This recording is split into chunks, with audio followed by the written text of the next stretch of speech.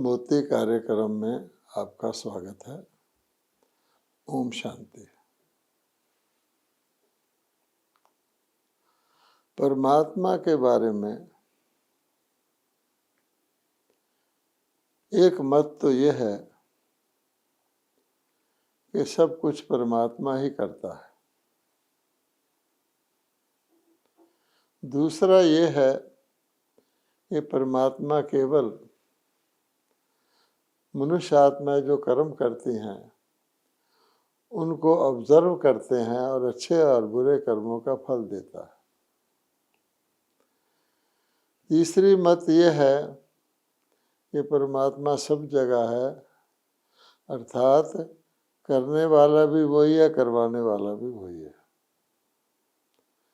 अब मनुष्य इन चारों बातों के अंदर क्लैरिटी नहीं है उनको कि आखिर परमात्मा के दिव्य कर्तव्य क्या हैं, परमात्मा क्या करते हैं और क्या नहीं करते हैं, कब करते हैं, कैसे करते हैं।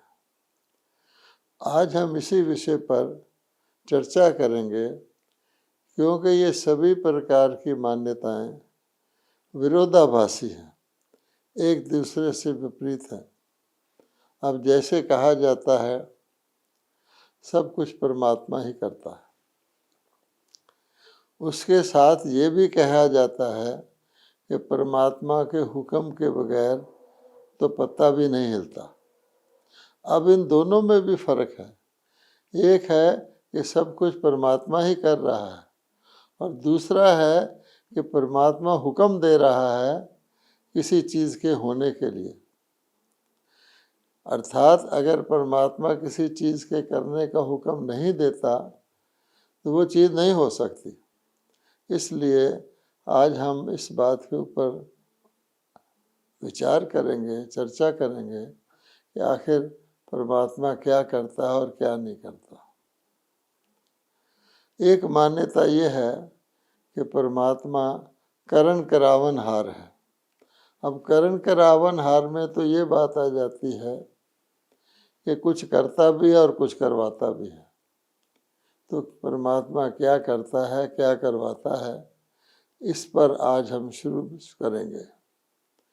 मान लीजिए अगर हम साधारण उदाहरण लें तो एक हाथ का, अपने हाथ का उदाहरण लेते हैं तो हाथ की उंगलियां मान लो कुछ करती हैं, उंगलियां चलाई जाती हैं, उंगलियां उठती हैं, तो हम कहेंगे कि उंगलियां करणहार हैं और हाथ करावनहार है।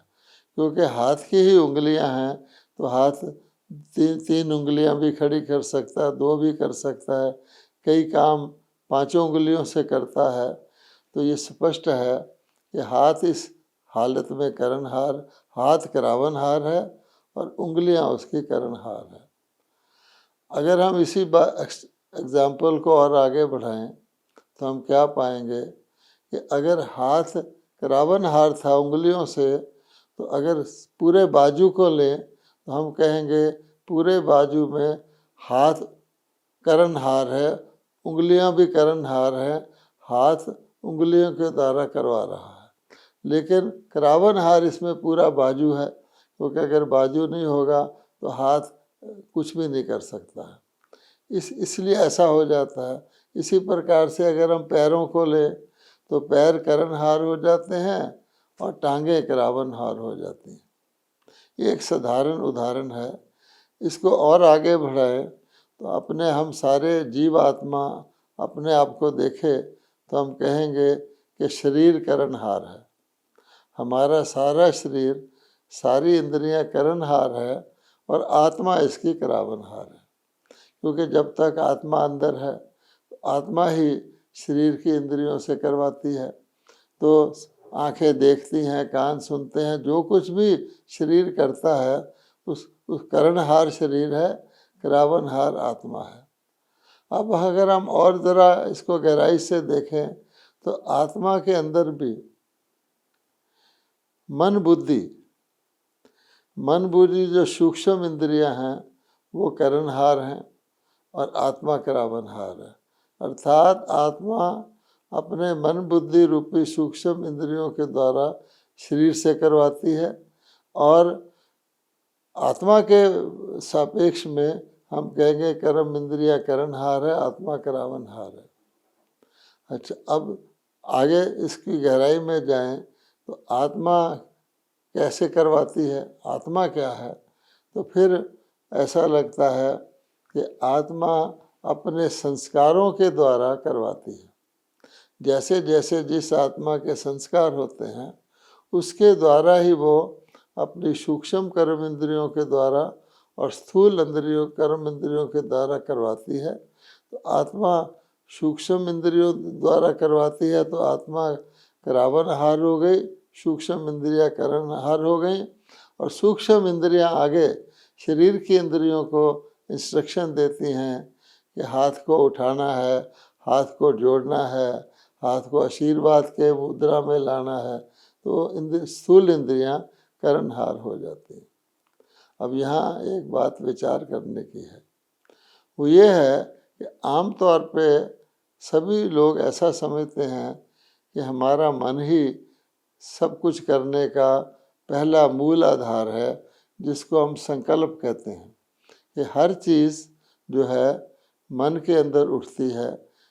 कहा गया है, यूनाइटेड नेशन में भी लिखा हुआ है एक उनके चार्टर में, wars are born in the minds of man, कि जितने भी युद्ध हैं पहले मनुष्य के मन में पैदा होते हैं, अर्थात मन के अंदर संकल्प के रूप में पैदा होते हैं। तो लोग मन को ही दोषी ठहराते हैं, आमतौर को यही कहते हैं कि मन तो बेलगाम घोड़ा है, मेरा मन मेरे काबू नहीं है, मैं कुछ जो मन चाहे वही मुझे करना पड़ता है, आदि आदि। लोग मन को ही दोष देते हैं, मन को काबू करो, लेकिन वास्तव में मन कोई करावनहार नहीं है। आप गौर से देखेंगे कि असल में मन भी कैसे काम करता है, संस्कारों के आधार पर करता है। जैसे संस्कार होते हैं उसी अनुसार मन में संकल्प उठते हैं। एक ही चीज़ को देखकर दो संस्कार वाले प्राणी जो हैं वो अलग अलग तरीके से उसके अंदर बिहेव करेंगे। जैसे नॉर्मली एक उदाहरण दिया जाता है कि एक व्यक्ति के संस्कार ऐसे हैं जो हर चीज़ को नकारात्मक तरीके से देखता है, उसका नेगेटिव ही देखता है, और दूसरा व्यक्ति है उसी चीज़ को पॉजिटिव देखता है।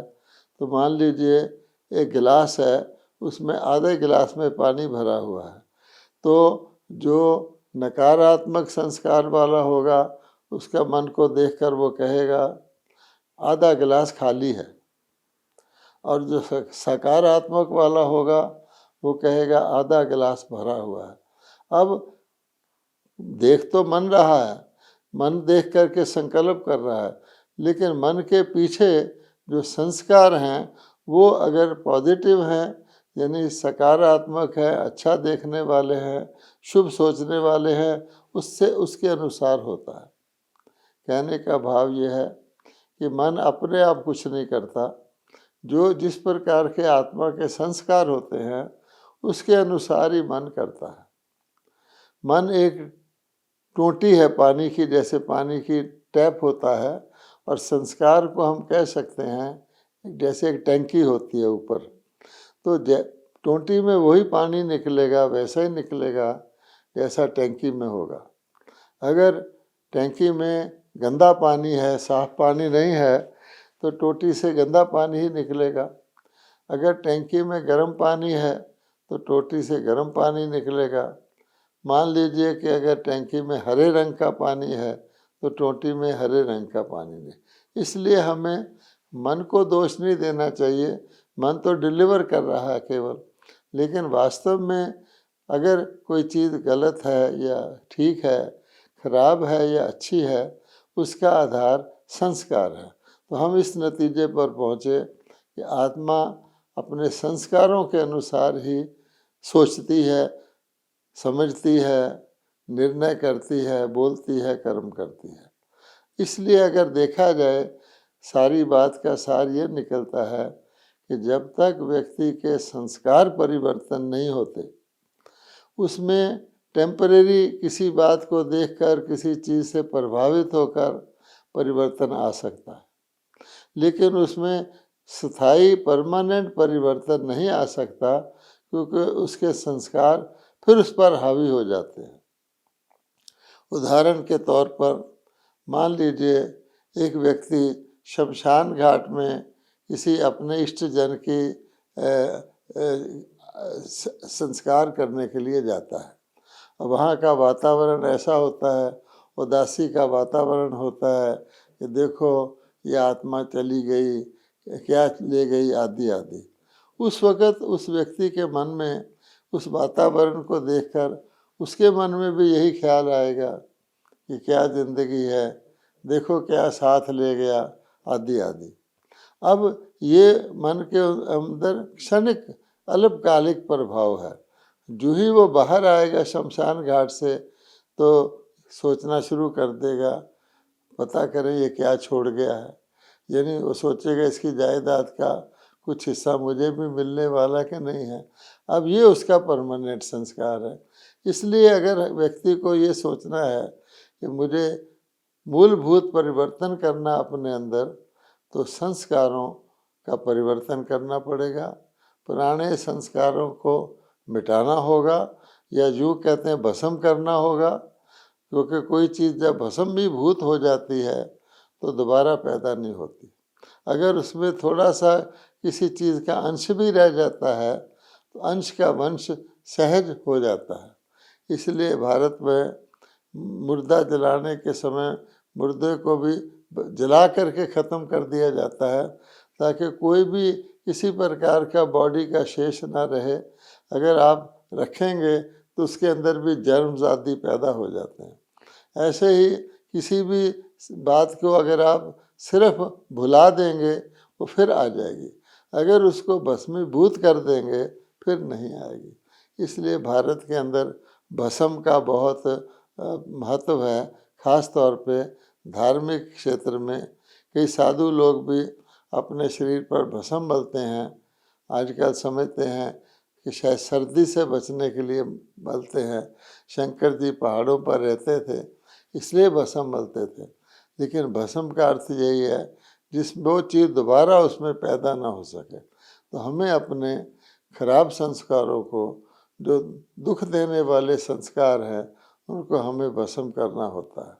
अब इसलिए कहा जाता है अगर हम भस्म नहीं करेंगे तो फिर क्या होगा कि जिस प्रकार के हमारे संस्कार हैं, मान लीजिए हमारे संस्कार अब श्रेष्ठ नहीं हैं और हमें वो दुख देते हैं, तो जैसे हमने कोई व्यक्ति खड्डा खोदता है तो जितना खोदता जाता है उतना गहरा होता जाता है।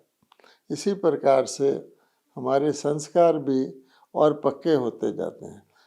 कोई भी चीज़ के हमारे संस्कार हो गए, अगर हम कर्म करेंगे, उसके बारे में सोचेंगे, व्यवहार में लाएंगे, बोल में लाएंगे, तो संस्कार और पक्के होते जाएंगे। इसलिए कहा जाता है कि संस्कार परिवर्तन ही मूलभूत परिवर्तन है। कोई व्यक्ति टेम्परेरीली किसी चीज़ के प्रभाव में आकर के कुछ टेम्परेरी अपना लाइफस्टाइल चेंज करके कुछ समय के लिए अपनी आदत से या अपने नॉर्मल संस्कार से अलग हो सकता है, लेकिन मूल संस्कार परिवर्तन करने आवश्यक हैं। अब हम एक और विषय पर आते हैं, इससे संबंधित है, जो बहुत इम्पोर्टेंट है। वो ये है ज्ञान का विषय। कि कई लोग कहते हैं ज्ञान के बिना गति नहीं, और अगर हमें ज्ञान हो जाए तो हमें बहुत आसानी हो जाती है अपने संस्कारों को परिवर्तन करने में। वो समझते हैं कि हम मनुष्य को पता ही नहीं लगता कि मैं कोई गलत काम कर रहा हूँ, और इसीलिए वो करता रहता है।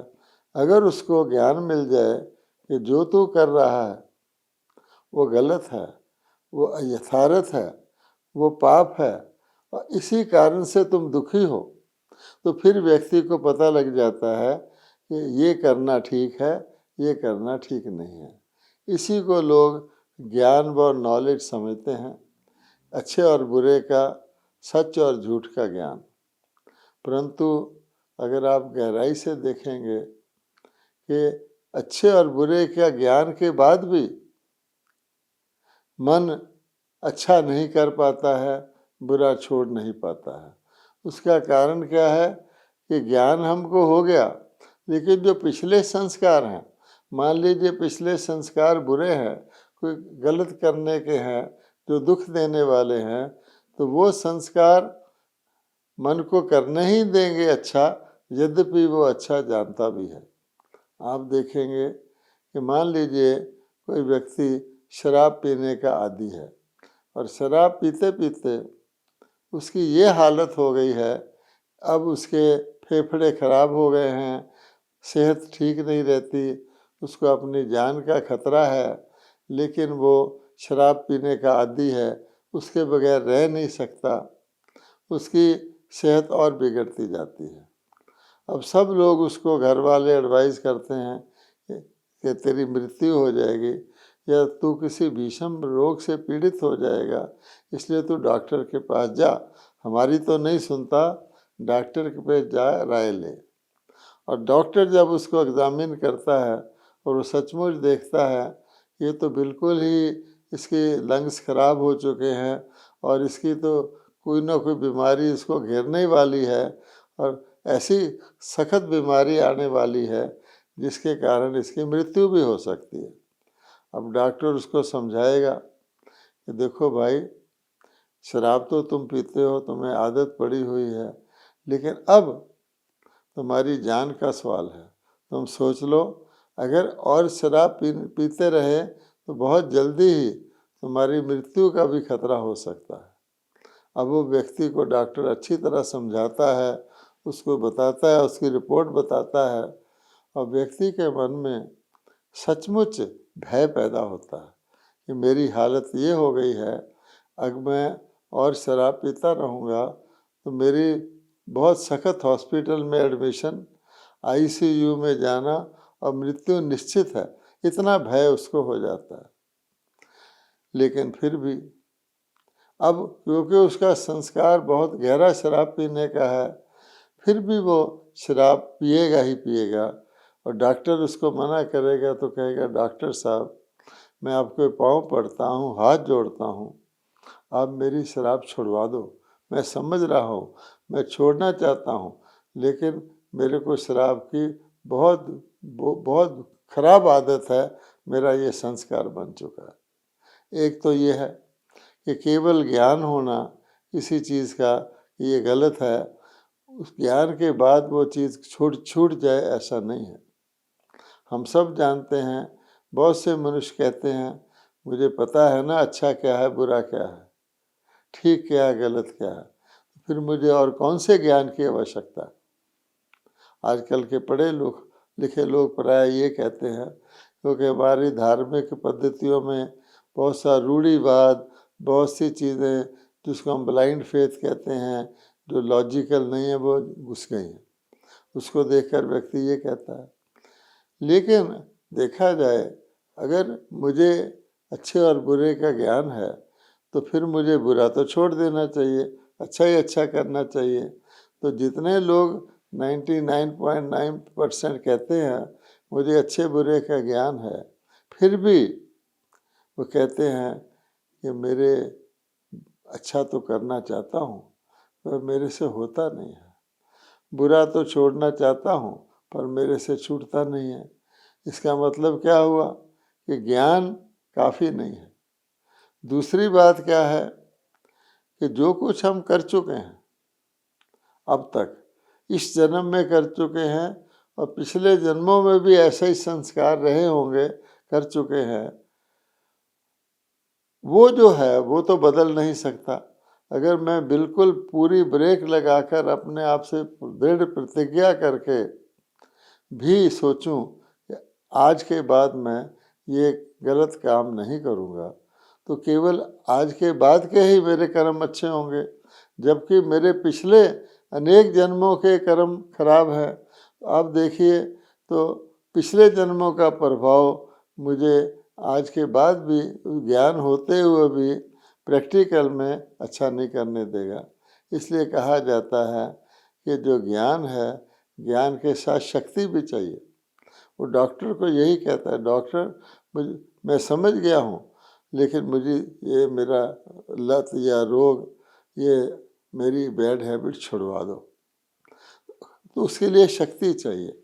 अब हम देखेंगे कि मनुष्यों के अंदर, हमने तो शराब पीने का उदाहरण दिया है, अनेक प्रकार के मनुष्यों के अंदर व्यसन हैं, मनुष्यों के अंदर कमजोरियां हैं, मनुष्यों के अंदर जिसको कहा जाता है भय है या आकर्षण है, तो जो उस व्यक्ति को ठीक रास्ते पर चलने ही नहीं देते।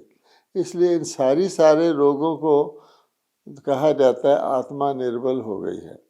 और भगवान ने इन सभी रोगों को 5 शब्दों में एक डिफाइन किया है कि अगर मनुष्य आत्मा के अंदर काम है, क्रोध है, लोभ है, मोह है और अभिमान है, तो ये उस व्यक्ति को बिल्कुल ही निर्बल कर देते हैं। अच्छा कोई संकल्प आए भी तो अच्छा कर्म नहीं कर पाते, उसके कर्म इन विकारों के अधीन होकर ही होते हैं, अर्थात विकर्म होते हैं। अब ऐसी परिस्थिति में ये कोई एक आध व्यक्ति का, एक आध संगठन का, एक आध देश का भी बात नहीं है। आज जो समय चल रहा है घोर कलयुग का, उसमें ये सब पूरी मानवता इससे ग्रसित है।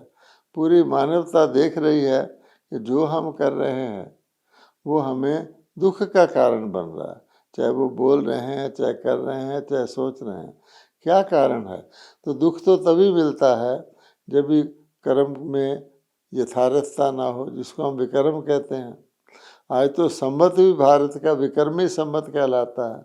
तो भगवान कहते हैं जब ऐसी हालत हो जाती है, मनुष्य आत्माएं अनेक प्रयास करते हैं, यहाँ से कंट्रोल करूँ, इसको ठीक करूँ, लेकिन वो गिरता ही जाता है मानवता सारी, तो केवल एक भगवान का ही सहारा रहता है। इसीलिए सबसे ऊपर जो करण करावन हार कहा गया है, परमात्मा को कहा गया है, हे परमात्मा करण करावन हार, हमारे दुख करो, हमें सुख करो। और परमात्मा के लिए ये भी कहा गया है कि वो स्थापना, पालना, विनाश के कर्तव्य कराते हैं। ऐसे नहीं हर कर्म भगवान ही कर रहा है या करवा रहा है, या भगवान कुछ भी नहीं कर रहा। तो नई दुनिया की स्थापना, पावन दुनिया की, सुखदायी दुनिया की, श्रेष्ठ कर्मों की दुनिया की, पुरानी दुनिया का विनाश, और फिर नई स्थापित की हुई की पालना, ये स्थापना, पालना, विनाश कहते हैं। इसके लिए भगवान को करण करावन हार कहा गया है।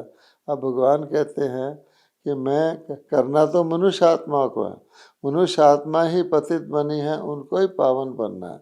इस दुनिया में कर्म क्षेत्र में मनुष्य आत्मा ही एक्टर हैं, जो जैसा कर्म करती हैं वैसा फल मिलता है। लेकिन भगवान कहते हैं कि श्रेष्ठ कर्म करने की ज्ञान देना, उसकी शक्ति प्राप्त करने की विधि देना, ये केवल मुझ एक परमात्मा का ही काम है। इसलिए जब हम कहते हैं परमात्मा करण करावन हार है, तो परमात्मा करवाएगा तो मनुष्यों से।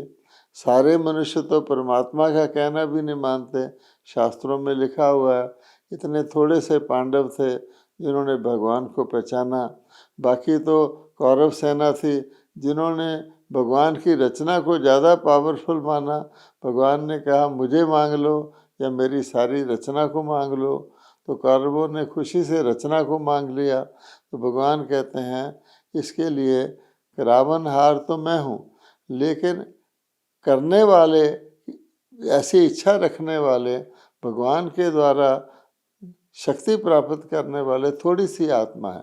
5 पांडव या थोड़े से पांडवों ने ही परमात्मा का साथ लिया था। फिर भगवान कहते हैं उनके लिए मैं करणहार भी बनता हूँ, क्योंकि और सब चीज़ें तो परमात्मा के परम धाम से हो सकती है, सृष्टि का विनाश परम धाम से हो सकता है, परंतु नई सृष्टि की स्थापना के लिए मनुष्यात्मा को धरती पर आकर भगवान को सत्य ज्ञान देना पड़ता है।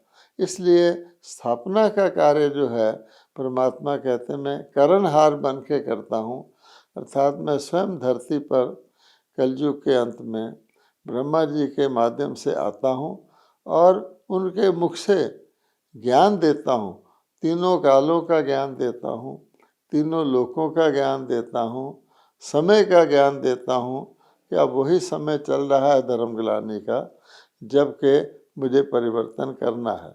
और फिर कैसे करना है तुमको मेरे साथ, आत्मा को परमात्मा के साथ योग लगाना है, मन के साथ कनेक्शन जोड़ना है, या यूँ कहें परमात्मा की याद में रहना है। इसके लिए भगवान करणहार बनते हैं, क्योंकि जब वो अपना परिचय दें, आत्मा को उनका परिचय दें, योग कैसे लगाना है ये परिचय दें, और किस समय पर मैं आकर के सिखाता हूँ जब लोग योग भ्रष्ट हो चुके होते हैं, धर्म भ्रष्ट हो चुके होते हैं, उस समय परमात्मा स्थापना के कार्य के लिए करणहार बनते हैं। वो हमसे करवाते हैं ब्रह्मा द्वारा स्थापना। साथ साथ जो ब्रह्मा के बच्चे हैं, ब्रह्मा कुमार कुमारियाँ, वो स्थापना के निमित्त बनते हैं, लेकिन परमात्मा करवाने वाला होता है, वो ज्ञान देता है। तो इसे सारी बात समझने से पता लगता है, ऐसे नहीं कि परमात्मा सब कुछ करता है या कुछ भी नहीं करता है। परमात्मा मनुष्य आत्मा को कलयुग के अंत में स्वयं आकर के ईश्वरीय ज्ञान देकर, ईश्वरीय योग सिखाकर उन्हें पापों से मुक्त करने की विधि बताता है। ओम शांति।